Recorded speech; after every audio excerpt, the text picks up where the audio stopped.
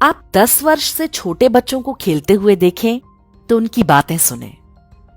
छोटे बच्चे आपस में कई तरह की प्रतियोगिताएं करते हैं, अपनी हर वस्तु की, अपने माता पिता के धन की, नौकरी की, गाड़ी की, यानी जीवन में जो भी सामान है उनकी चेतना में, उन सब की। मनुष्य के मस्तिष्क के अन्यत्र जो भी है उसका अस्तित्व मस्तिष्क की चेतना पर निर्भर है। अंडमान के सेंटिनलिस्ट जनजाति के लोग सोने चांदी जैसी बहुमूल्य धातुओं से भी अनभिज्ञ हैं, तो सोना और चांदी भी उनके लिए रेत के समान ही है। तो जो वस्तु अपने अस्तित्व के लिए हमारी चेतना पर निर्भर है, उनकी तुलना कैसी। उदाहरण के लिए, यदि आप अपने जीवन से संतुष्ट हैं तो किसी अन्य से उसकी तुलना कैसी। बच्चे जैसे जैसे बड़े होते जाते हैं उनमें ये चेतना आती जाती है। पूर्ण वयस्क होने पर तुलनाएं भी लगभग विलुप्त हो जाती हैं।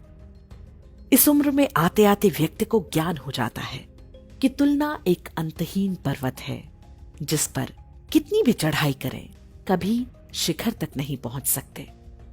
जिस व्यक्ति में जितनी तुलना शेष है वो उतना ही बचकाना है। भिक्षुक का जीवन सबसे कठिन होता है। शून्य संपत्ति, शून्य सुविधाएं। जिसने मस्तिष्क पर संपूर्ण विजय न प्राप्त की हो वो भिक्षुक का जीवन जी नहीं सकता है। प्राचीन काल में ऋषि गुरुकुल चलाते थे। वो देखते थे कि किसने मस्तिष्क पर संपूर्ण विजय प्राप्त कर ली है, और ऐसे मनुष्य को वो ब्राह्मण बना देते थे। उसे भिक्षुक का जीवन जीना होता था, सदैव सत्य बोलना होता था। ब्राह्मण के पास कोई संपत्ति नहीं होती थी। भिक्षुक का जीवन था तो कोई लोभ नहीं दे सकता था। अतः वो समाज और राज सत्ता को सच से सामना करवाते थे, निर्भीक, निर्विकार और निर्मोही रूप से। समय का चक्र घूमता रहा। रेगिस्तान से राक्षस आए, गुरुकुल नष्ट हो गए, ऋषियों द्वारा चयनित ब्राह्मण भी विलुप्त हो गए। परिणामतः धर्म भी कमजोर होता गया, समाज भी झूठ में जीने लगा, शोषण और अत्याचार आ गए।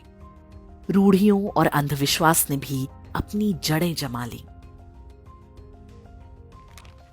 वो चेतना जो व्यक्ति को ब्राह्मण होने के योग्य बनाती है, वो किसी भी व्यक्ति में विकसित हो सकती है, स्वयं की साधना द्वारा।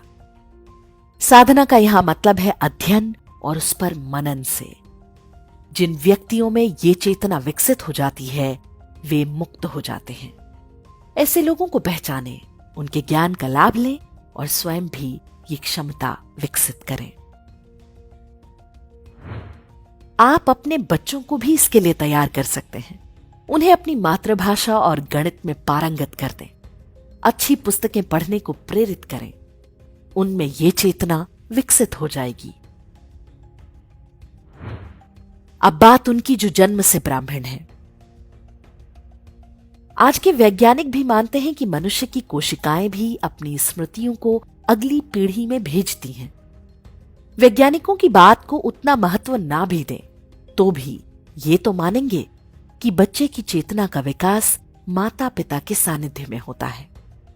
यही कारण है कि ब्राह्मण परिवार में जन्म लेने वालों में उन गुणों या उस चेतना के पाए जाने की संभावना अधिक होती है। ठीक उसी तरह जैसे डॉक्टर के बेटे के डॉक्टर बनने या सैनिक के बेटे के सैनिक बनने की संभावना अधिक रहती है। अपवाद हर समाज में होते हैं। किसी बहुत गुणी व्यक्ति की संतान भी नालायक निकल सकती है, लेकिन अपवादों से नियम नहीं बदले जाते। स्वतंत्रता के पहले से ही भारतीय समाज के एक बड़े वर्ग को ब्राह्मणों से घृणा करना सिखाया जाता रहा है, लेकिन ऐसा करके आज तक किसी को कुछ भी नहीं मिला। कोई जन्म से ब्राह्मण है या किसी अन्य जाति का, लेकिन वो ब्राह्मण होने के गुणों को भी धारण कर रहा है तो उसका सम्मान किया जाना चाहिए। ये उन लोगों के वंशज हैं जिन्होंने संसार के सबसे सुंदर धर्म और दर्शन को जन्म दिया है। ये लोग आज भी उस धर्म के सबसे बड़े वाहक हैं, और यही कारण है कि विधर्मी शक्तियां सबसे पहले ब्राह्मणों को नष्ट करने के लिए उतावली हैं।